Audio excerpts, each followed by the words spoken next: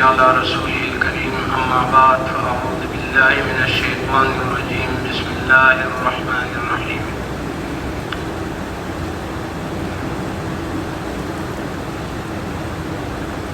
کل رات کے درس میں یہ رب کے سلسلے میں نے حضرت شاہ عبدالعزیز محدث دہلوی رحمۃ اللہ تعالیٰ علیہ کی کتاب سے آپ کو کچھ رب کے حوالے سے کہ رب کے تشریح و توضیح آپ کے سامنے رکھ دیا تھا۔ ایک گزارش میں یہ کر لوں کہ میں جو آپ لوگوں کو میں مولانا روم اپنی بات کو ہمیشہ میں یہ چاہتا ہوں کہ مولانا رومی کی زبانی ہو، مجدد الفسانی کی زبانی ہو، یا مفسرین اور اکابرین کی زبانی آپ کو الفاظ بھی وہ پیش کریں۔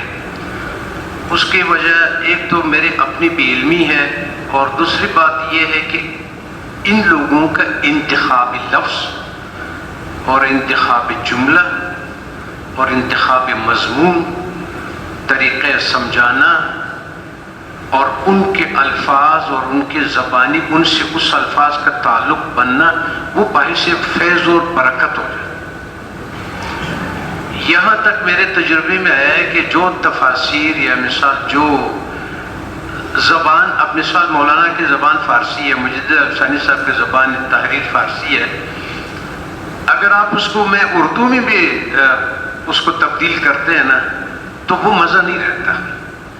ایک قسم کی اس میں پرسنٹیج میں فیوز اور برکات کی کچھ کمی آدمی کو محسوس ہوتی۔ جب اس کو ہم فارسی میں پڑھتے ہیں، کیونکہ اس میں ایک آدمی بہت زیادہ اس کو اپنے آواز پہ وہ تھا، وہ ہمیشہ باتھ روم میں گاتا تھا، تو جب وہ باتھ روم میں گاتا تھا تو باتھ روم میں تو آواز گونجتی ہے اور بہت آواز اچھی لگتی ہے، تو وہ کسی دن سب کو کہا کہ میں بڑا اچھا گانا گاتا ہوں، مجھے 12 گانا گایا اس کا وہ گونجنا تو نہیں تھا، تو لوگوں کو مزہ نہیں آیا۔ کبھی کبھی ایسا بہت میرے ساتھ ہوا کہ مثنوی مجدد صاحب قرآن مجید کے میں نے جب اکیلے میں اپنے ساتھ گونجنے میں آواز اپنا وہ معنی محسوس کیا، جب میں نے آ کے محفل میں بتایا، چونکہ وہ کیفیت نہیں ہے ان کو وہ زبان اس تک منتقل ہونے میں، جب آپ اس کی تفسیر ترجمہ کرتے ہیں تو اس کا وہ بات نہیں رہتا جو کہ آپ کہ اس کی اپنے وجود کی حقیقت ہے۔ تو یہ تھوڑا سا ٹائم آپ لوگوں کا ضرور لگتا ہے کہ میں مثنوی سے اس بات کو جس مقصد کی طرف میں آپ کو لے جاتا ہوں، اس مقصد کے لیے جو مولانا کے الفاظ ہے، مولانا کی جو ایک مثال آپ کو دیتا ہے، قصہ آپ کو پیش کرتا ہے، وہ چیز تو میں نے یہ کوشش کی ہے کہ سورہ فاتحہ اور قرآن مجید میں بھی ہمیشہ کہ یہ جس طرح سے مولانا فرماتے ہیں کہ یا حضرت جامی صاحب فرماتے ہیں کہ مولانا فرماتے ہیں مغز قرآن را ہم برداشت، ہم نے قرآن کا مغز، اب مغز سے آپ لوگوں کو تو کافی سمجھ آ گیا ہوگا کہ مغز ایک وجود ہے، ایک مغز ہے، ایک چیز کا وجود ہے اور ایک اس کا وجود کا عالم خلق سے تعلق ہوتا ہے، اور مغز کا جو تعلق ہے وہ عالم ارواح سے ہے، یعنی امر سے ہے۔ تو آپ لوگوں کو جب یہ مولانا کہتا ہے کہ مغز میں نے اٹھا لیا اور وہ چھوڑ دیا، تو اس کا مطلب یہ ہے کہ وہ آپ کو عالم خلق والی باتوں کی بات بتا رہا ہے کہ میں نے مغز قرآن را ہمہ برداشتیں پوست را بردیگران انداختیں، ہم نے چھلکا دوسروں کو دے دیا۔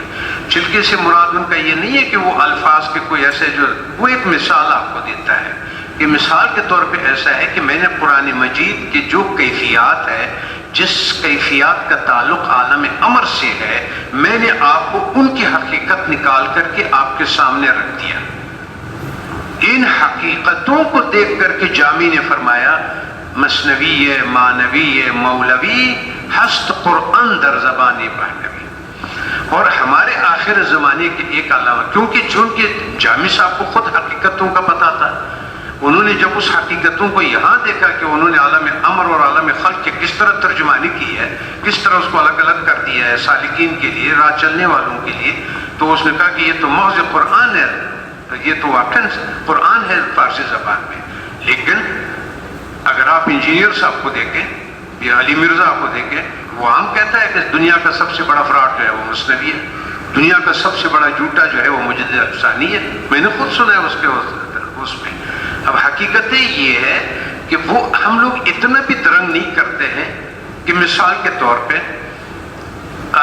انجینئر صاحب ہوں، میں ہوں، آپ ہو، کوئی بھی اگر بیمار ہو جائے تو ہمارا عقل کتنا کام کرتا ہے؟ ہمارا عقل اتنا کام کرتا ہے کہ ہمیں ایک ڈاکٹر تک لے جائے، وہ ڈاکٹر ہمیں کون سی دوائی دیتا ہے، وہ طبیب ہمیں کون سی دوائی دیتا ہے، اس سے ہمیں کوئی پتہ نہیں ہے۔ کیوں؟ کہ وہ ہمارا علم نہیں ہے۔ ہمارا عقل اتنا کام کرتا ہے کہ آپ کو وہاں تک لے جائے، آپ کو یہ کہہ دے کہ ڈاکٹر تک جاؤ۔ اب وہ ڈاکٹر سرجری سے اس مسئلے کو حل کرتا ہے یا وہ تمام مسائل کس وجہ سے حل کرتا ہے، لیکن ایک آدمی اگر بیمار نہیں ہے اور وہ آدمی ڈاکٹر کے پاس گیا نہیں ہے، اور وہ آدمی آپ کو اور وہ خود بھی ڈاکٹر نہیں ہے، اور آپ سے یہ کہہ دے کہ ڈاکٹری دنیا کا سب سے بڑا فراڈ ہے، تو یہ تو اس کی کم علمی اور اس کے استعداد کی کمی اور اس کے جلدی چھلانگ لگانے کی اور ٹپا لگانے کی بات ہے۔ اور دوسری بات یہ ہے کہ ہم رب جب کہتے ہیں نا، یہ جو ہم دوسروں پہ تنقید کرتے ہیں، نفی کرتے ہیں، یہ بھی رب کا جو لفظ ہے وہ کسی اور کے لیے کیوں استعمال نہیں ہو سکتا؟ اس لیے کہ رب تمام اسباب، کیفیات، حقیقتوں کا پیدا کرنے والا ہے۔ کچھ لوگ ایسے ہیں کہ اگر ہم اس کے شخصیت سے انکار کرتے ہیں جو اللہ تعالیٰ نے اس رب نے اس موقع کے اوپر اس کو اس کے لیے پیدا کیا ہوا ہے، تو اصل میں ہم رب کے اس ربوبیت اور اس کمال کا انکار کرتے ہیں۔ مثال میں آپ کو دیتا ہوں، اگر میں یہ کہہ دوں کہ آنکھ جو ہے اس کی کوئی قیمت نہیں ہے، بالکل ٹھیک ہے، اندھے کے لیے کوئی قیمت نہیں، کیونکہ اس نے کبھی آنکھ کو وہ دیکھا نہیں ہے۔ جب ہم یہ مداخلت کرتے ہیں کہ فلاں آدمی کو اللہ تعالیٰ نے اس کام کے لیے اس زمانے میں اللہ تبارک و تعالیٰ نے اس کا وجود اس کام کے لیے پیدا کیا تھا، تو جب ہم اس وجود کے اس وقت کے وجود کے فوائد کا، کمالات کا انکار کرتے ہیں، در حقیقت ہم اس کمالات کا انکار کرتے ہیں جو اس نے اس کو بنایا اور اس اپنے سلسلے کو چلایا۔ آپ نے اس کو مفلوج کر دیا، اس کو سائڈ پہ لگا دیا، کیونکہ میرے علم کے مطابق وہ صحیح نہیں ہے، میرے سمجھ سے وہ بالا تر ہے۔ تو وہ جو لوگ اس زمانے میں اس پر چلے، منور ہوئے، فائدہ مند ہوئے، واصل باللہ ہو گئے، اللہ کو پایا، وہ سب کے سب میں نے نفی کر دیا۔ اسی طرح خلافت میں دیکھیں، اب مثال کے طور پہ یہود نے سب سے پہلے یہ کیا کہ چونکہ حضرت محمد صلی اللہ علیہ وسلم حضرت اسماعیل علیہ السلام کے اس نسل سے ہے، تو سب سے پہلے کیا ہوا؟ انہوں نے کہا کہ یہ حضرت اسماعیل علیہ السلام پیغمبر نہیں تھے، وہ ذبیح اللہ نہیں ہے۔ یہود نے کہا اصل ذبیح اللہ جو ہے وہ اسحاق ہے۔ اسماعیل علیہ السلام کی والدہ فلاں جگہ سے تھی، وہ بھی پتہ نہیں کون تھی، کس طرح تھی۔ یہی چکر ایک مرتبہ ہمارے ساتھ ہو گیا ادھر اسلام میں۔ تو اللہ تعالیٰ کا وہ جو نظام حضرت اسماعیل علیہ السلام سے پورا حضرت محمد صلی اللہ علیہ وسلم سے قربانیوں کے جو وہ سارے اللہ تعالیٰ نے وہ اپنے رب ہونے کے ماتحت اور اس کے تحت جو سلسلہ بنایا رب نے، اس کا سب کا نفی ہو گیا کہ نہیں؟ کس بات کے اوپر کہ میں حضرت اسماعیل علیہ السلام کو اور محمد صلی اللہ علیہ وسلم کو پسند نہیں کرتا ہوں، تو اس لیے حضرت عیسیٰ یہی چیز پھر ہمارے ساتھ ہو گیا کہ حضرت ابوبکر کی صداقت وہ خلافت نہیں مانتا ہوں، حضرت عمر رضی اللہ عنہ کی خلافت نہیں مانتا ہوں، یہ سب بناوٹ ہے، یہ سب وہ ہے۔ تو جب آپ اللہ تعالیٰ کو رب کو اتنا کمزور، نعوذ باللہ، اتنا نامکمل سمجھتے کہ اسلام کی خلافت کا تمام دار و مدار ایک آدمی کے سارے چکروں سے ختم ہو جائے، تو نعوذ باللہ پھر بہتر یہی ہے کہ ہم رب کو رب ہی نہ مان دیں، اس کاموں کو اس کے حوالے ہی نہ کریں۔ پھر یہ کہہ دے کہ بھائی فلاں آدمی نے اس وقت ڈنڈا اٹھا کے فلاں کام کیا تھا، فلاں آدمی نے اپنے زور بازو پہ وہ کیا تھا، پھر ہم تمام جو کمالات ربوبیت ہے وہ کسی انسان کے حوالے کرتے کہ اگر اتنے بڑے بڑے کاموں کو بھی لوگ اپنی مرضی سے کر سکتے ہیں تو ذات باری تعالیٰ کو ہم نے سائڈ پہ رکھ دیا۔ تو اسی طرح سے جو میں کوشش ہمیشہ کرتا ہوں کہ جو بات میں آپ لوگوں تک منتقل کرنا چاہتا ہوں، اور اس کے لیے الفاظ، جملے اور اس کے بعد تمام مضمون، الفاظ بھی وہی ہو اور مضمون بھی وہ جو مولانا نے یا مجدد صاحب نے پیش کیا، کیونکہ ان لوگوں کو اللہ تعالیٰ نے ان تمام مغزیات جو عالم خلق اور عالم امر کے درمیان ہے اس کا بہت اچھا لگتا ہے۔ تو اسی طرح ہمارے پہلے درسوں میں آپ لوگوں سے کچھ الفاظ کا بھی یاد کراتا ہوں کہ جب آپ لوگ اس الفاظ کو یاد رکھیں تو آپ لوگوں کو اس سبق کو سمجھنے میں آگے بہت آسانی ہوگی۔ جیسا ہم نے 3 سال پہلے ایک سبق چلی تھی ہمارا کہ ہم اس کو یاد رکھیں کہ علم، عمل اور اخلاص، اور یہ یاد رکھیں کہ ایمان، اسلام اور معنویات یا احسان، ہم نے یہ بھی کہا تھا، ٹھیک؟ اور تو ہم یاد رکھیں تو اس میں کافی ہمیں مدد ملی۔ اس سبق میں جو اس سال ہم پڑھ رہے تھے تو اس میں ہم نے الحمدللہ میں یہ کہا تھا کہ آپ پہلے عالم خلق اور عالم امر کو سمجھ جائیں گے تو پھر اس کو سمجھنے میں بہت آسانی ہوگی۔ رب کو، کیفیات اور کاموں کو، اللہ تبارک قدرت کے جو کاملہ سے جو نظامات کو سمجھنے کے لیے ہمیں چند چیزوں کو یاد رکھنا ہوگا۔ اس کا پہلا کیا ہے؟ پھر ہم ربوبیت اور عالمین کی طرف جاتے ہیں کہ جب اللہ تعالیٰ نے رب ہے، اور رب بھی کس کے ہے؟ عالمین ہے۔ اس عالموں کو سمجھنے کے لیے، کیونکہ اس عالم میں ایک میں بھی ہوں، ایک آپ بھی ہے، اور رب عالمین اس عالموں کے نظام سے آپ بھی وابستہ ہے، میں بھی وابستہ ہوں، یہ سب وابستہ ہے۔ کوئی ایسا وقت نہیں ہے، کوئی ایسا زمان نہیں ہے، اگر آپ ماں کے پیٹ میں ہے تب بھی رب کے اس ایک عالم سے آپ کا واسطہ ہے، ایک رنگ کے ان کے ربوبیت اور قدرت سے آپ حاصل کر رہے ہیں، کھا بھی رہے ہیں، پی بھی رہے ہیں، پرورش بھی پا رہے ہیں، سب کچھ ہو رہا ہے۔ اگر آپ اس دنیا میں ہیں تب بھی آپ کو کچھ اسی عالم سے واسطہ ہے، اور اس کے بعد جو دنیا ہے جب تک ہے کوئی ایسے وقت اور زمان یا ویسا نہیں ہے کہ آپ اس میں رب کے اس سے باہر ہے، قدرتوں سے۔ اور لیکن اس چیزوں کو سمجھنے سے پہلے ہم نے 2-3 چیزیں یاد رکھنے ہیں، پھر آسانی ہوگی ہمیں ان رب العالمین کے مسئلے سمجھنے کے لیے۔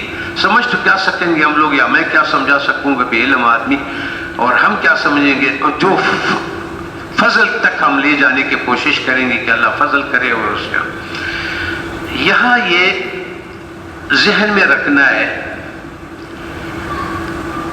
در بیان آن کے عطائے حق سبحانہ وتعالی و قدرت او موقوف قابلیت نیست۔ کیا مطلب؟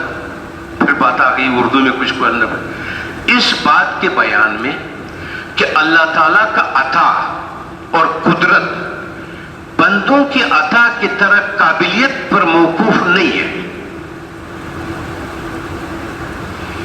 اگر مثال کے طور پہ میں نے نوکر رکھنا ہے، ڈرائیور رکھنا ہے، تو میں پہلے یہ دیکھوں گا کہ اس میں ڈرائیوری کی قابلیت ہو تو میں ڈرائیور رکھوں گا نا۔ اگر میں کک رکھوں گا تو میں پہلے یہ پتا کروں گا کہ یہ بورچی ہے کہ نہیں، پھر میں رکھ لوں گا۔ رب کے نظام میں ایک چیز جو ہم غلطی پر چلے جاتے ہیں وہ یہ ہے کہ ہمارا یہ خیال ہے کہ رب کے عطا کرنے کے لیے پہلے اس آدمی میں قابلیت ہونا چاہیے، یہی ذہن ہے نا۔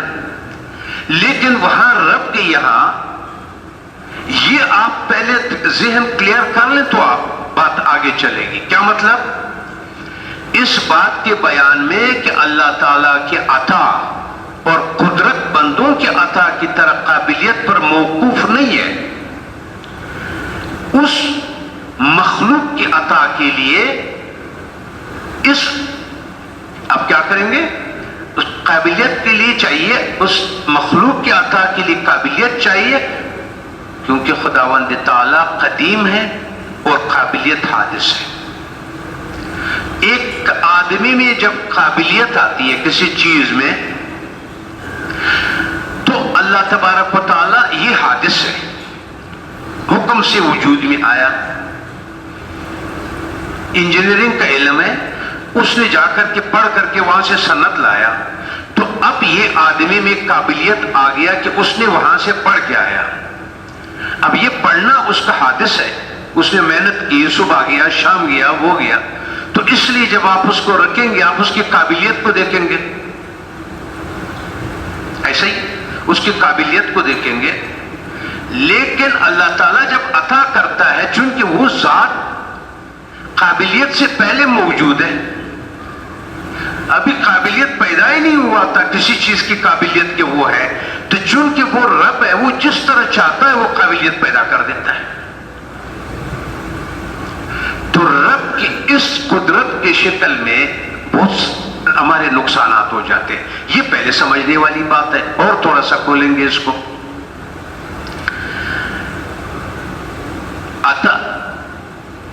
عطا کے لیے قابلیت چاہیے، کیونکہ اللہ تعالیٰ قدیم ہے اور قابلیت حادث ہے. عطا اللہ تبارک و تعالیٰ کی صفت ہے.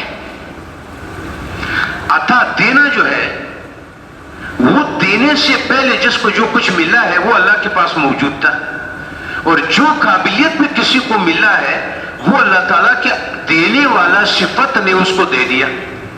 تو اس کا مطلب یہ ہے کہ عطا صفات میں پرانا ہے، رب ہے، اور جس کو دیا گیا ہے وہ تو ابھی پیدا ہوا ہے. 5000 سال رکھو، 1 کروڑ سال رکھو، وہ تو اس کا، وہ آپ اس کا رکھیں گے اس پر کہ اینڈ جا کر کے اللہ تعالیٰ کے عطا پر موقوف ہے قابلیت. تو قابلیت اور عطا جو ہے، کبھی عطا قابلیت کے محتاج اس لیے نہیں ہے کہ قابلیت تو پیدا شدہ اللہ کی ہے اور عطا اس کا ذات کی صفت ہے.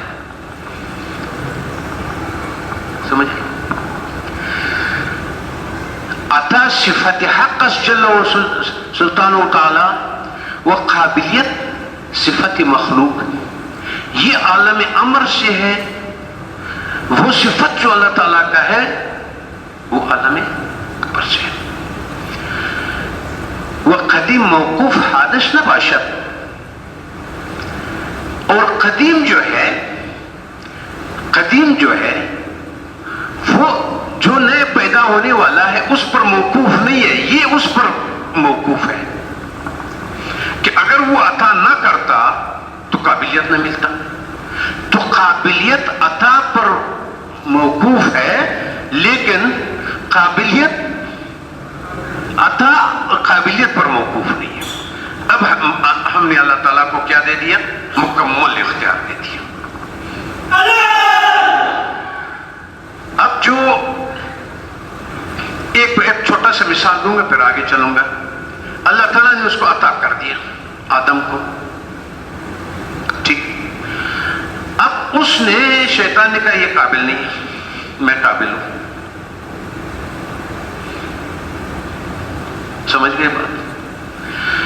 اب آدم علیہ السلام سے بھی خطا ہوا جنت میں، لیکن وہ عالم خلق کا خطا تھا، پیٹ کا خطا تھا. اس نے جو خطا کیا نافرمانی کا، یہ عالم امر کا تھا.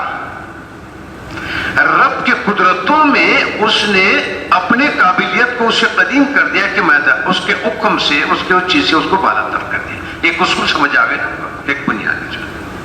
اب آگے ہم چلیں گے، یہ کام آئے گا. وہ خطا پیٹ کا خطا ہوا عالم خلق کا، اور وہ جو تکبر تھا اس کا عالم امر کے ساتھ نافرمانی تھا، وہ ابھی تک لٹکا ہوا ہے،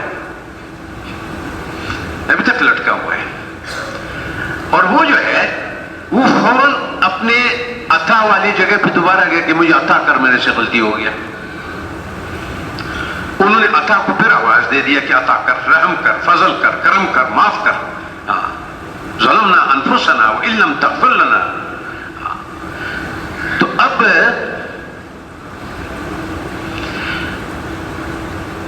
چارے ان دل عطا مبدلی، جتنی تبدیلیاں ہیں جو اللہ تعالیٰ رب جو کرتا ہے کامل اس کے ساتھ. مثال دل ہے، دل کو موڑ لیا، اب یہ آتا ہے، اب اس نے موڑ لیا. داد اورا قابلیت شرط نیست. اب دل اس نے چینج کر لیا تو اس میں قابلیت ڈال دی. اور اس کے لیے یہ شرط نہیں تھا کہ دل پہلے اس کے قابل ہو تو اللہ تعالیٰ اس پر فضل کرے. ادھر انسان پھنس جاتا ہے، وہ ہمیشہ اپنے نجات قابلیتوں میں طلب کرتا ہے، مانگتا ہے کہ میں قابل ہوں، میرے میں قابلیت ہو تو عطا ہو جائے. وہاں پہ قابلیت نہیں ہے، وہاں کے لیے عطا کے لیے قابلیت شرط نہیں ہے، لیکن قابلیت کے لیے عطا شرط ہے کہ اگر اس نے عطا کر دیا تو قابلیت ہے، شرط پورا ہو گیا.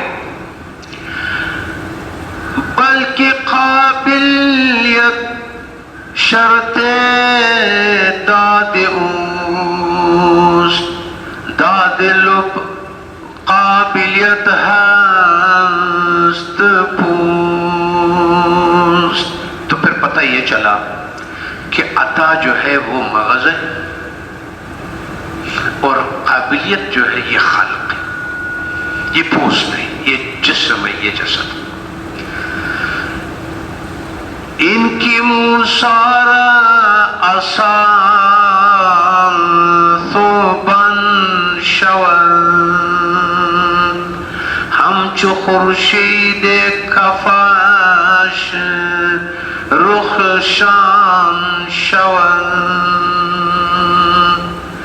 حضرت موسیٰ علیہ السلام کی لاٹھی ہے، لاٹھی لکڑی ہے، اس کو عطا ہوتا ہے، کہتا ہے اس کو پہلے اسے پوچھتا ہے یہ لکڑی کیا کس کام کی ہے تمہارے ساتھ. تو اس نے کہا یہ تو یہ ہے کہ اسے اپنے مال کو ایسے ایسے کر لیتا ہوں اور اس پہ تکیہ لگاتا ہوں. بولا اس کو ذرا پھینک، عطا ہو گیا. اب اس لکڑی میں قابلیت نہیں ہے، عطا ہو گیا. صحیح. حضرت موسیٰ کی لاٹھی اژدہا بنی، ان کے ہتھیلی سورج کی طرح چمکدار بنی. انبیاء کی لاکھوں معجزے جو ہمارے عقل میں نہیں سماتے. ایسے تو میں گنتا جاؤں تو لاکھوں ہے، ٹھیک ہے. اللہ تعالیٰ کے کام کے لیے اگر قابل ہونا شرط ہوتا، اب یہ ذرا پھر سمجھ لیں تاکہ آپ کو رب کی ساری بات سمجھ آ جائے. اگر اللہ تعالیٰ کے وہ اسباب کے ذریعے نہیں ہے، خدا کا تصرف ہے. عطا جو ہے اس محتاج اسباب نہیں ہے. تو آپ عطا کو سمجھ لیں، وہ اسباب کے جو معجزے ہوئے وہ اسباب کے محتاج نہیں تھے، خدا کا تصرف ہے. فنا ہونے والوں کے لیے قابلیت کہاں ہے؟ ایک چیز نہیں ہے اور گولی مارو اس کے قابلیت کو، مٹی پاؤ، کیا ہے وہ کہ اس کی قابلیت ہو؟ وہ تو صرف عطا ہے. اگر مجھے مٹی سے پیدا کر دیا ہے، میرے میں کوئی قابلیت نہیں. وہ رب ہے اور وہ میرے قابلیت کے بغیر مجھے پیدا کرتا ہے اور اس کو وہی بناتا ہے جو وہ چاہتا ہے. تو میرے تمام عطا کے لیے تمام قابلیتیں کس کے محتاج ہیں؟ رب کے. رب کا وہ کام ہے کہ جو عطا کرتا ہے چیزیں وجود میں آتے ہیں. اگر عطا نہ ہوتا تو معدوم میں سے کوئی چیز وجود میں نہ آتا. نہ فرشتے ہوتے، نہ میں ہوتا، نہ آپ ہوتا، نہ زمین ہوتے، نہ آسمان ہوتا، نہ گرمی ہوتا، نہ سردی ہوتا، نہ یہ ہوتا. ٹھیک. اللہ تعالیٰ کے کام کے لیے اگر قابل ہونا شرط ہوتا تو کوئی معدوم موجود نہ ہوتا. یہ جو سارے معدوم ہیں نا، نیتے اور آ بھی گئے، ہم نے دیکھا فلاں بادشاہ فلاں خواجہ واپس معدوم ہو گئے، چلے گئے. ہم بھی ہیں، ہم بھی معدوم ہو جائیں گے، اور پھر جو آنے والے معدوم ہیں وہ پھر نمودار ہو جائیں گے، وہ آ جائیں گے.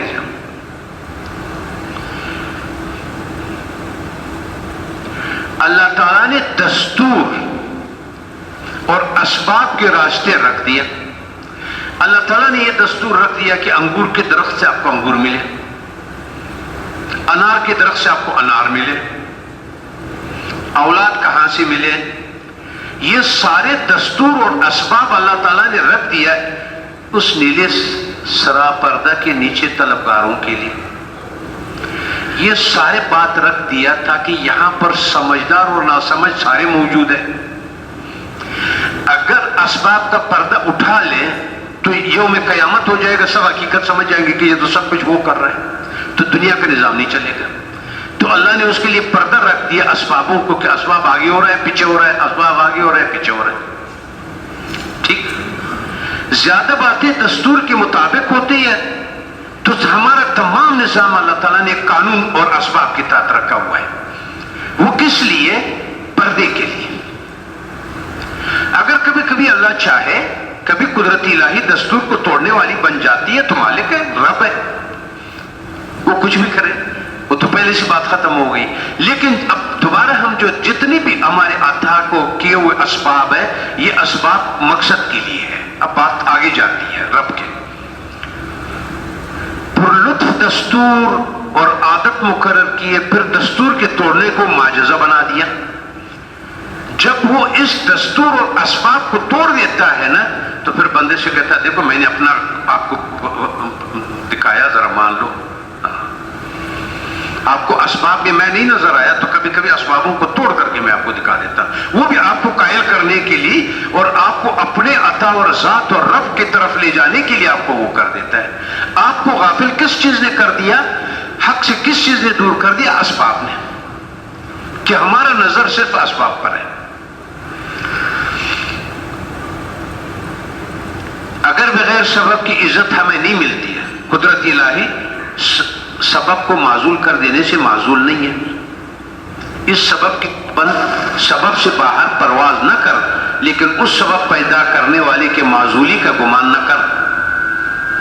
اب اگر ہمیں اسباب میں سے عزت نہیں ملتی، ہم کہتے ہیں یار میرے پاس پیسہ نہیں ہے کہ میری عزت ہے، فلاں آدمی کے پاس پیسہ ہے تو عزت والا ہے.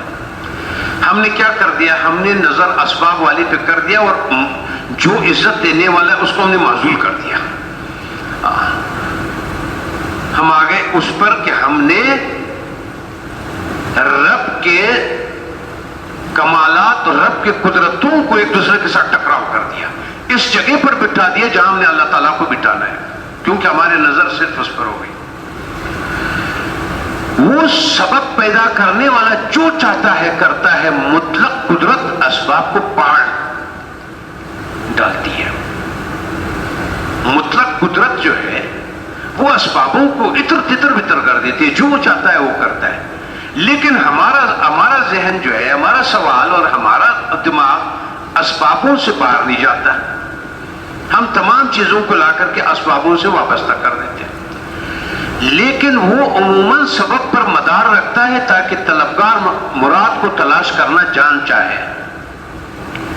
لیکن وہ عموماً سبب کو ہی وسیلہ رکھا ہوا ہے تاکہ لوگوں کا سب کا نظر ادھر نہ جائے،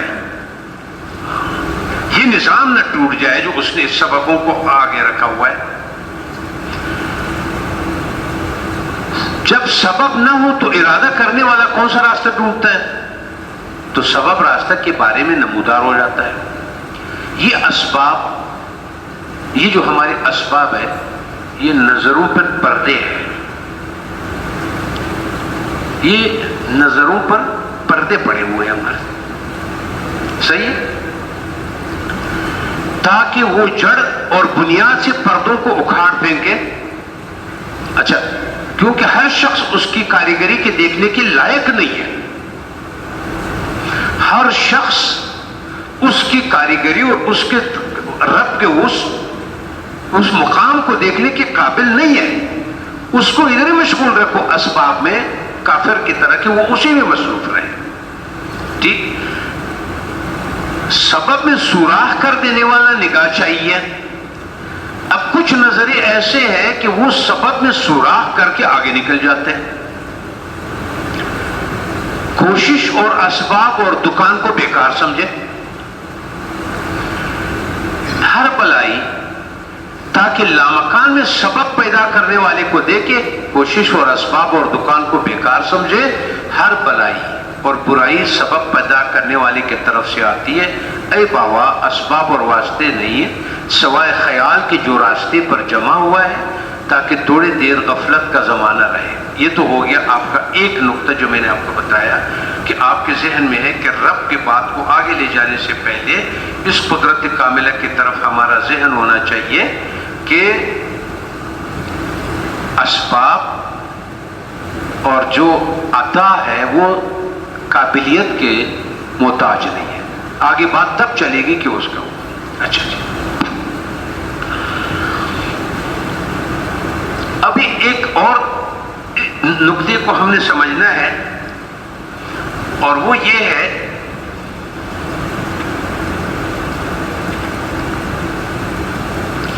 کہ اللہ تبارک و تعالیٰ رب نے ربوبیت اور اس کا ایک تو یہ بتایا آپ کو رنگ قدرت کا ایک وہ کمال قدرت کا کہ وہ محتاج نہیں ہے قابلیت کے. یہ تو ذہن میں آ گیا. دوسری بات ایسے عالم ہے یہاں پر کہ جو وجود ہے اس کا لیکن وہ معدوم ہے. بہت رب کے ایسے کمالات ہیں کہ آپ کو وہ نظر آتا ہے پورا وجود عدم لیکن معدوم. وجود اس کا ہے لیکن وہ معدوم ہے. وہ کس طرح؟ یہ دونوں رب کو سمجھنے کے کمالات میں اور اپنے رب کو پہچانے کی معرفت میں یہ دونوں چیزیں آگے کام دیتا ہے. کس طرح؟ نیست را بنموده است آن محتشم. اس عزت و جلال والے نے معدوم کو موجود دکھایا ہے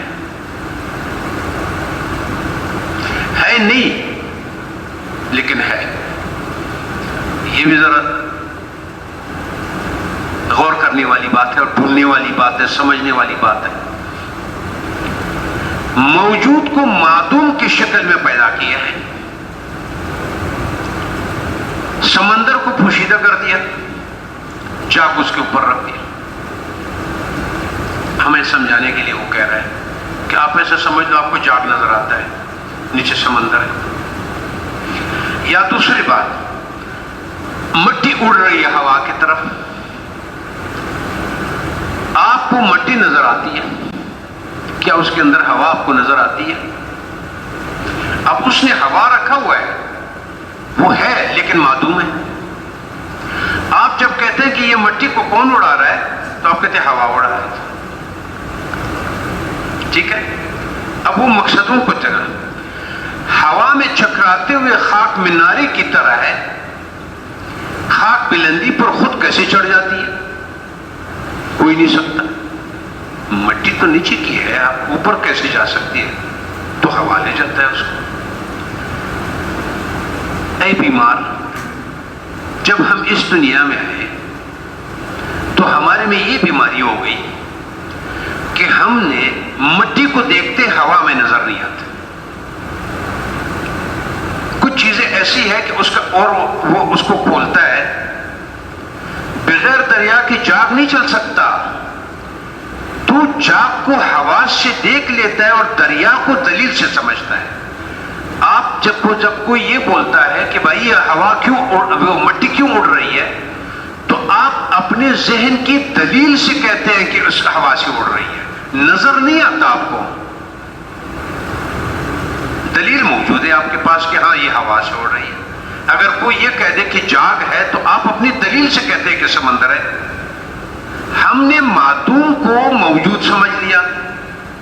ہم معدوم کو دیکھنے والے آنکھ رکھتے ہیں. وہ آنکھ جس کو نیند آ رہی ہو وہ خیال اور معدوم کے سوا کیا دیکھ سکتی ہے؟ لا محالہ ہم گمراہی سے حیران ہو گئے جن کی حقیقت چھپ گئی ہے اور خیال واضح ہے.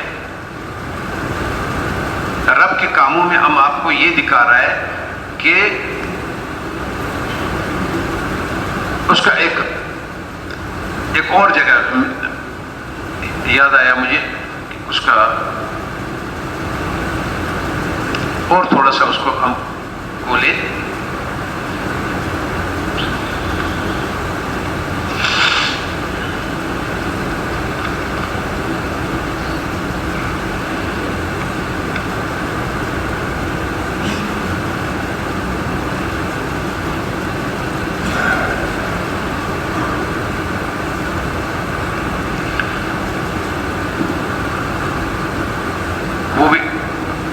بات بھی ہو گئی. دوسرے کیا بات ہوئی اس کو تھوڑا سا اس طرح کہیں گے. مولانا فرماتے ہیں انچمی دانم زیواز فے آن ندیم، جو کچھ میں جانتا ہوں اس ذات کی صفتوں سے باورت نایت چگو یم اے کریم، آپ کا باور نہیں ہوگا، آپ کو یقین نہیں ہوگا، میں آپ کو کیا بتاؤں. تو مولانا کہتے ہیں آپ پہلے اس نظام کو سمجھنا. ایک آدمی آپ دیکھتے ہیں ڈول بج رہا ہے، آپ کہتے ہیں یہ کیا کر رہے ہیں؟ وہ کہتے ہیں یہ شادی ہو رہی ہے. شادی ہو رہی ہے تو شادی کا یہ مطلب ہے، وہ کہتا ہے کہ بس دلہن آ گئی اور شادی ہو گئی. اگر ذہن میں دیکھا جائے تو شادی کرنے والے کے ذہن میں نقطہ یہ ہے کہ میرا گھر آباد ہوگا اور بچہ آئے گا. تو یہ جو شادی والا ماحول ڈز ہو رہا ہے، جس میں فائرنگ بھی ہو رہی ہے، جس میں کھانا بھی کھلایا جا رہا ہے، سب کچھ ہو رہا ہے، یہ ساری چیزیں عارضی ہو گئی اس کا. اور اس کا جو اصل مقصد ہے بچے کا، وہ ادھر لکھا ہوا نہیں ہے کسی میں بچہ لے آؤں گا، وہ اس کے اندر چھپا ہوا ہے. اس کا مقصد اس حقیقت کو کہتا ہے جو بظاہر نہیں نظر آتا ہے لیکن وہ وجود ہے اس کا. ورنہ منڈی باؤدین کا کیوں چکر لگاتے 100 مرتبہ اگر شادی کا خیال نہ ہوتا. ٹھیک. تو ابھی اگر ہم نے اب اس کو سمجھانا ہے کہ جب وجود کچھ اور ہوتا ہے اس کے اندر حقیقت کچھ اور ہوتی ہے. آپ نے اونٹنے کا، گھوڑے کا نسل لے لیا، دونوں کو اکٹھا کر لیا، گائے کا، بکرے کا، ان کی شادی ہو گئی، جو بھی ڈز ہو گیا. اس سے حاصل آپ کیا چاہتے ہیں؟ بچہ. لیکن جس وقت وہ سارا کام ہو رہا ہوتا ہے اس وقت بچہ نہیں نظر آ رہا ہوتا ہے. بچہ اس کے پیچھے والے مقصدوں میں ہے. مقصود بچہ جوہر جن ہے. اب جو وہ کام ہو گیا، شادی والا کام جو ہو گیا، سارا ڈز وہ اس کا وجود ہو گیا، آراز ہو گیا. اور بچہ جو ہے اس کا جوہر ہو گیا اس کام کا، وہ اس کا مقصد ہو گیا جو سامنے آئے گا. ٹھیک. مثال دوسرا دیتا ہے آپ کو. باغ لگانا بھی عرض ہے. اس کا پل، ایک آدمی انگور کا درخت لگا رہا ہے، انار کا لگا رہا ہے، باغ بنا دیا، آم کا بنایا، مالٹا کا بنایا. یہ زیادہ کہوں تو آپ کے پنجاب میں زیادہ ہے. جو کچھ اس نے لگایا اس کا سارا باغ کو پانی دینا، مٹی لانا، اس کو درخت لانا، اس کو کسب کرنا، یہ عرض کہتے ہیں اس کو. اور جو پھل آم آیا اور اس نے اٹھایا اور اس سے فائدہ اٹھایا، وہ اس کا جوہر کہتے ہیں، یہ اس کا روح ہو گیا.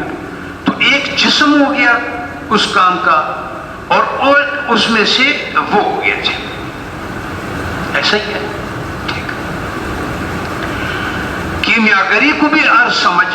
کیمیاگر کے پاس سے جو جوہر دوست کے پاس آ گیا، ایشا سائیکل کرنا عرض ہوتا ہے. یہ عرض جوہر میں صفائی پیدا کرتا ہے. یہ بھی سمجھ گئے؟ صحیح.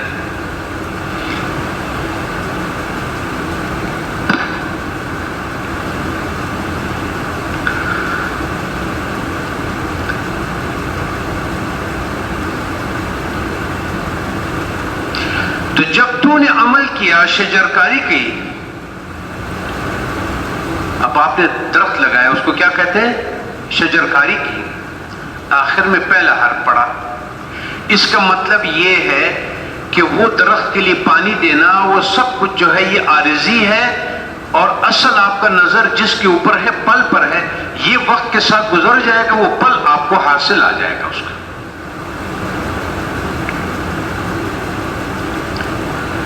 تو اسی طرح سے اللہ تبارک و تعالیٰ نے جب یہ دنیا بنا دیا، رب نے یہ سارا شور شرابہ جو ہوتا ہے یہ عالم خلق کا ایک مقصد کے لیے. اس کا مقصد نکلے گا اس میں سے. تم نے رب کو تب پہچانتا ہے صحیح معنوں میں کہ تم رب کے اس مقصد پہ، اس روح پہ پہنچے گا، تم اپنے کمال پہ پہنچے گا کہ اس کام سے رب کا مقصد کیا ہے. جس طرح تمہارے خاص سے کیا مطلب تھا، اس سے کیا مطلب تھا، اسے یہ تمہاری حقیقت ہے. تم پھنس جاتے ہو اس شادی والے ڈول ڈمامے میں، بچے کو بھول جاتے ہو. انسان رب سے دور اور رب کو پہچاننے سے اس وقت دور ہو جاتا ہے کہ جب وہ رب کی اس دنیا کے کاموں کو دیکھتا ہے تو یہ تمام کے تمام اسباب ہے، اور وہ اسباب ہے جو انہوں نے عطا کیا ہوا ہے، اور وہ ساری چیزیں فنا ہونے والی ہے، اور اس میں سے ایک مقصد نکلے گا. صحیح ہے؟ یہ بحث اور گفتگو آراز کے نقل ہے. مثال کے طور پہ اس نے میرے طرف اشارہ کیا، آپ کی طرف اشارہ کیا مولانا نے، کہ یہ آغا جی جو آپ کو لگا ہوا ہے وہ لفظ لا رہا ہے، لیکن ان لفظوں کو، مثالوں کا مطلب یہ ہے کہ وہ آپ کے ذہن میں ایک روح، ایک مقصد ڈالتے ہیں. یہ سارے لفظ رہ جائیں گے، جب آپ ادھر سے اٹھ جائیں گے تو آپ کے ذہن میں ایک حرف ہوگا، تو یہ سارے محفل کا مقصد وہ حرف ہے. ٹھیک؟ اندرین معنی بھی آمد العطا، یہ آراز دنیا کی چیز سے پیدا ہوئے صورتحال مثالی ہے، اور یہ عرض صور مثالی کس چیز سے پیدا ہوا؟ فکر صورت. یہ دنیا اللہ کا ایک علم ہے، اللہ تعالیٰ کو یہ بادشاہ ہے اور فکر قاصد ہے. اب اللہ تعالیٰ آپ کی فکر جو پیدا کرتا ہے تو وہ بادشاہ ہے، جیسا اپنا فوج بیچتا ہے. بادشاہ فوج کے لیے پائلٹ بھی بیچتا ہے، فلاں بھی بیچتا ہے، فلاں بھی بیچتا ہے، لیکن اس فوج کے پیچھے بادشاہ کا مقصد ہوتا ہے کہ وہ کیا لینا چاہ رہا ہے. یہ ساری چیزیں اسباب ہے، اور اصل مقصد جو ہے وہ بادشاہ ہے. ٹھیک ہے؟ پہلا عالم امتحان دنیا ہے. اس رب کے اس امتحان میں ہم کیسے پھنس جاتے ہیں. ٹھیک؟ دوسرا عالم اس کا دوسرا رخ ہے جو اصل مقصد ہے، جو آخرت ہے، جو حقیقت ہے. ایک تو یہ آپ سے کہہ دیا کہ اللہ تعالیٰ کا یہ قدرت ہے کہ وہ چیز پیدا کر دیتا ہے، عارضی ہوتا ہے، اس کے پاؤں نہیں ہوتے. کیوں؟ کہ وہ عطا ہے، اس نے مخلوق کو دے دیا اور اس نے واپس اس کو ہٹانا ہے. تو یہ پورا دنیا جو ہے جتنی اس میں خوبصورتی ہے اس کی بات نہ کرو، یہ ہے عارضی. اس کے پیچھے جو اصل مقصد ہے، جو اللہ تعالیٰ کا، رب کا، وہ ہے. تب آپ رب کو پہچانیں گے کہ اس کے مقصد کو پہچانیں گے، اس کے حکمت کو اور اس کے سلسلہ کار کہاں لے جانا چاہتا ہے اس کو آپ پہچانیں. اگر آپ نے رب کے اس مقصد کو نہیں پہچانا، مثال اس نے دے دیا شادی کا، درخت کا، باغ کا، اس کا، وہ اس لیے کہ تم اس کو سمجھ لو. پہلا عالم امتحان کی دنیا، اس لیے اس کو امتحان کیا گیا، خطرناک قرار دیا گیا، اس لیے کہ اسی کو نہ سمجھے، سبب کو سب کچھ نہ سمجھے. سب سے بات تو یہ بڑی ہو گئی کہ اس امتحان میں ادھر وہ اسی کو سب کچھ سمجھنے لگ گیا، تو مقصد کدھر رہ گیا، اور اس نے جانا ہے. پہلا عالم امتحان کی دنیا ہے. تب آپ کو کہتا ہے وَلَنَبْلُوَنَّكُمْ، لَنَبْلُوَكُمْ أَيُّكُمْ أَحْسَنُ عَمَلًا. میں نے یہ موت اور زندگی صرف اس لیے پیدا کر دیا ہے. مولانا فرماتے بات تو بڑی چھوٹی ہے کہ میں نے پیدا کر دیا موت اور حیات کو صرف اس لیے کہ کون اچھا عمل کرتا ہے. وہ اس لیے کہ یہ ایک دفعہ عالم خلق کو پیدا کر دیا کہ اس میں آپ چاہیں بس پھر آگے چلے. جب آپ ادھر اس مقصد کو بھول جاتے ہیں، اس سے ہٹ جاتے ہیں، تو آپ رب کے کاموں کو نہیں سمجھیں. وہ عالمین ہے، آپ کسی عالم میں پھنس گئے، آپ بھی عالم ہے، دوسرے عالم میں پھنس گئے، اور وہ تمام عالم معدوم ہے، وہ ہے نہیں. نہ میں ہوں، نہ آپ ہے، نہ بادشاہ ہے، نہ فلانا ہے، نہ یہ ہے، نہ وہ ہے. رب اس لیے اس کو کہتا ہے کہ وہ مختلف مقامات سے اس کو گزارتا ہے.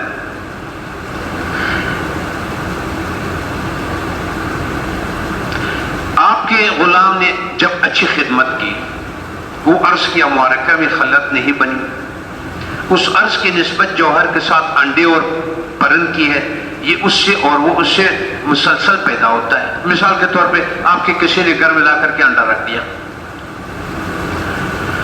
اس انڈے کے اندر بچہ موجود ہے، یہ عالم خلق ہے، اور وہ بچہ جو اس کے اندر ہے یہ اس کا حاصل ہے۔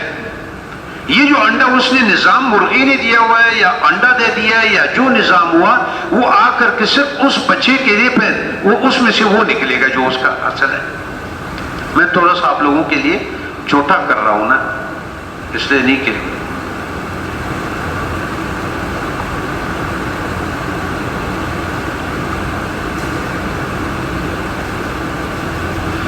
کاش ٹائم ہوتا کہ ہم سب اس سے پڑھ لیتے۔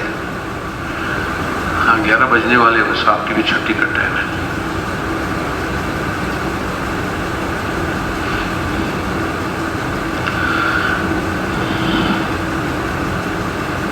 اب یہ تو ہو گیا، اب ایک اور اس میں تیسری بات کو سمجھتے ہیں، پھر ہم آگے چلیں گے۔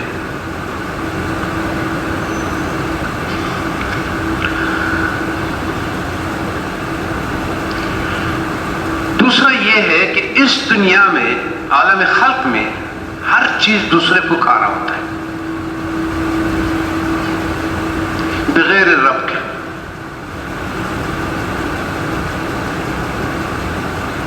مثال دیتا ہے، مرغا کے اندر شکار کرم بو، ایک چڑیا اس کو کھا رہا تھا، کیڑے کو، اس نے کیڑے کو کھا لیا، دوسری بلی بیٹھی ہوئی تھی اس کو کھا لیا۔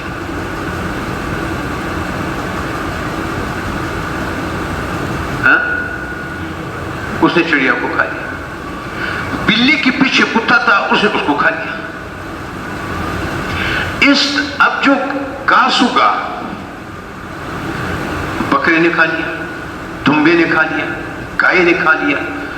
اب جو گھاس نے زمین سے پانی چوس لیا وہ کھا لیا، مٹی کھا لیا، اس سے اگا درخت بنا، گائے نے کھا لیا۔ اب اس گھاس کو گائے نے کھا لیا، تم نے گائے کا گوشت کھا لیا۔ رب کے اس رنگوں میں ایک رنگ یہ بھی ہے، ذرا خیال کرنا، آپ کیسے بہت واسطہ پڑتا ہے کہ ہر چیز کھا رہا ہے، آپ کو بھی ہر چیز کھا رہا ہے۔ آپ جس کے نظر ہو رہے جو آپ کو کھا رہا ہے، روشنی آ گئی آپ کے، رات آ گئی، صبح آئے اس نے اس کو کھا لیا، داڑھی آپ کے کالی تھے سفیدی آ گئے اس نے اس کو کھا لیا، آپ کی طاقت آئی تھی، جوانی تھے، آپ کا ایک رنگ تھا، ایک سبب اس نے رب نے بنایا ہوا تھا، سارے طاقتیں تھے، کمزوری آتا ہے اس کو کھا لیتا ہے، پھر دوسرا پھر آنکھ کی بینائی کھا لیتا ہے، پھر آپ کے کان کھا لیتا ہے، پھر آپ کے دماغ کھا لیتا ہے، وہ چیزوں کو اس طرح کھاتا رہتا ہے، کہتا رہتا ہے۔ اب جو کچھ جو وہ کھاتا ہے وہی ہوتا ہے۔ تو اللہ تبارک و تعالیٰ نے اس نظام کو ایسا رکھا ہوا ہے کہ ایک رات کو چور مصروف ہے کہ میں چوری کروں، کچھ کھا لوں، پکڑنے والا قانون اس کے پیچھے ہے کہ اس کو پکڑو۔ وہ اپنے دن میں ایسا غرق ہے کہ اپنے طالب اور جویا سے غافل ہے۔ اگر گھاس نیر پانی پیتی ہے، بعد میں اس کو حیوان کا معدہ چر لیتا ہے، وہ گھاس کھانے والے اور غذا بن گئی۔ خدا کے سوا ہر موجود ایسا ہے۔ عالم امر کے علاوہ، اللہ کے علاوہ باقی جو کچھ آپ اس دنیا میں کر رہے ہیں، جو کچھ آپ اس کو تلاش کر رہے ہیں، کوئی دوسرا پھر آپ کو کھا رہا ہوتا ہے، اور وہ آپ کے ساتھ ادھر موجود ہوتے ہیں، سب آپ کے ارد گرد ہوتے ہیں۔ کھانے والا اور غذا بن جانے والا کب مطمئن ہو سکتا ہے؟ اس کھانے والے سے جو گھاٹ میں بیٹھا ہوا ہے۔ یہ نظام کب ایک دوسرے سے مطمئن ہوتا نہیں ہے، ایک دوسرے کو کھا رہے ہوتا ہے۔ کھائے جانے والا کا اطمینان رنج کا سبب ہے، اس درگاہ میں جا جو کھلایا نہیں جاتا ہے۔ ذرا خیال کرنا، اس در کو ڈھونڈو جہاں وہ تمہیں کھاتا نہیں ہے، عطا کرتا ہے، دیتا ہے وہ۔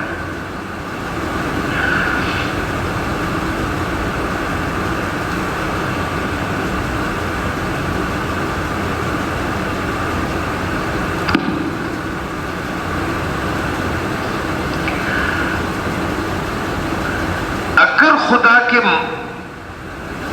اگر خدا کا ساتھ میت حاصل ہو جائے انسان، وہ انسان کا ساتھی ہے جس کو اس نے دوست بنایا.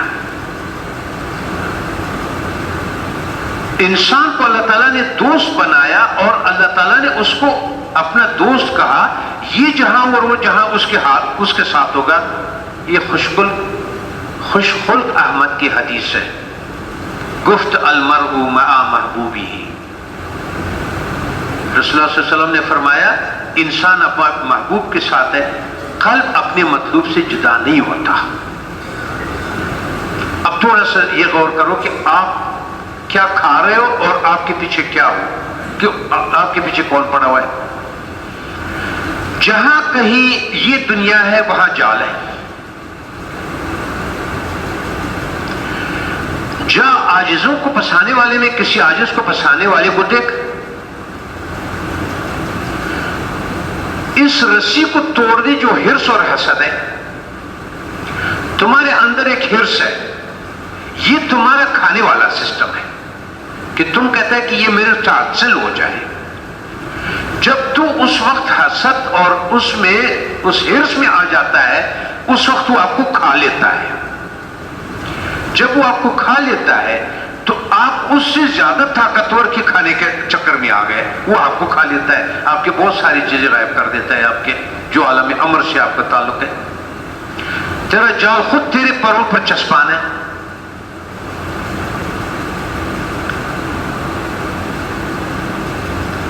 اگر آپ کو اس کا یقین نہیں آتا تو فرعون اور سمود کی آواز دیکھ لیں. فرعون اور سمود کیا کرتا رہا؟ ہرستا، کھاتے رہے، لیاؤ. کس عذابوں نے اس کو کھا لیا. اس کے لیے اتنی ہی بڑا چیز تیار ہو جاتا ہے اس کو پکڑنے کے لیے، اس کو کھانے کے لیے. وہ جو کہتا تھا کہ یہ بعید ہے اور عجیب ہے، وہ آنسو بہاتا اور کہتا ہے کہ آئے نزدیک. فرعون اور سمود کے احوال دیکھ لے، قوم لوط اور قوم صالح اور قوم ہود کے ظالم نمرود کی حالت دیکھ لیں، قوم نوح کے انجام پر نگاہ ڈال دے، تاکہ تو جان لے کہ اللہ تعالیٰ سمیع اور علیم ہے، رب ہے.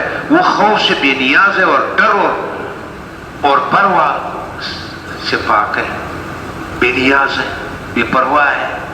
نظام اس طرح کا ہے. صحیح؟ یہ بات بھی سمجھ آئی. اب ہم نے یہ سیکھا کل رات کے درس کے لیے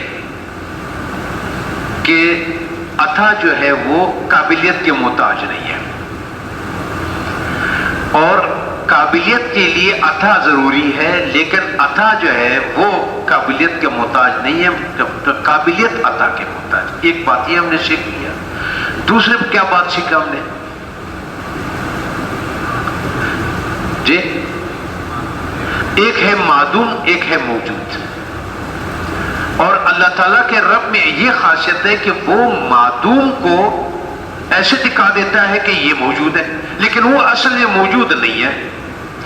اور تیسرا اس خیال کا بتایا جوہر کے بارے میں کہ جو کچھ کام ہو رہا ہوتا ہے وہ بہت سارے کام ایسے ہیں جیسے شادی کا ڈول بج رہا ہے، وہ بج تو رہا ہے لیکن یہ معدوم ہے. کچھ دیر کے بعد آپ کو شادی کا وہ پروگرام نہیں نظر آئے گا. یاد رکھیں، اگر کل رات کے صحبت میں زندگی رہ آیا، جب تک آپ لوگ یہ چار چیزیں یاد نہیں رکھیں گے تو اس میں پھر وہ رک جائے گا مسئلہ جو ہے. اور پھر اب وہ کیا کہتا ہے؟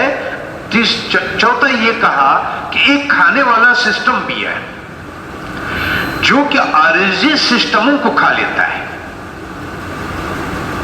وہ ڈول ڈمامے کو کھانے والے کے لیے بس میلہ لگ گیا، اس کے بعد دوسرا کل کا پروگرام جو ہے وہ کھا گیا. اس میں جو کھانا تھا وہ کھا گیا، اس میں جو آسائش تھی، اس میں جو ڈانس تھا، اس میں جو اس شادی میں تھا، اس رات میں اگلا ٹائم اس نے کھا لیا، وہ ختم ہو گیا. اب اصل کی طرف جائیں گے. وآخر دعوانا الحمدللہ رب العالمین. الحمدللہ رب العالمین والصلاة والسلام على سید الانبیاء والمرسلین وشفیع المذنبین ورحمت للعالمین محمد مصطفى. ربنا تقبل منا انك انت السميع العليم وتب علينا انك انت التواب الرحيم. اللهم اهدنا بهداية القرآن ونجنا من النار بكرامتك وصلی اللہ تعالی علی خیر خلقہ ونور عرشہ محمد وعلی آلہ وصحبہ اجمعین آمین.